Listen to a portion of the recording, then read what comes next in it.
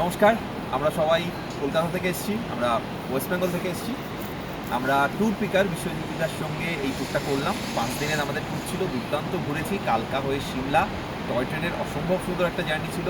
সিমলাতে আমরা ছিলাম হোটেল রাজদূত, সত্যি একটা সুন্দর হোটেল, দারুণ ভিউ, তাই তো সবাই কি বলে?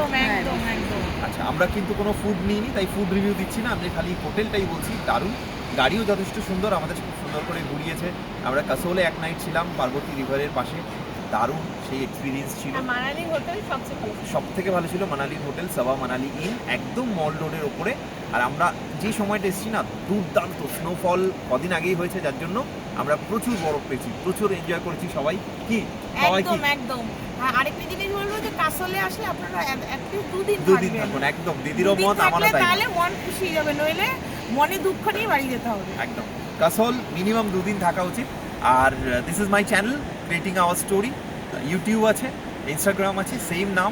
মানালির পরপর সিরিজগুলো আসছে, আমরা কেমন মজা করলাম, আমরা কেমন এনজয় করেছি, কী কী অ্যাক্টিভিটিস করেছি, কেমন ঘুরেছি, সমস্তটা অল ডিটেলস, শর্টস এবং ব্রড সব রকমভাবেই আসছে আর ট্যুর ইউটিউব। পিকার্সকে অসংখ্য ধন্যবাদ, কারণ ট্যুর পিকার্সের জন্যই আমরা এত সুন্দর জার্নিটা করেছি, কোনো হেডেক।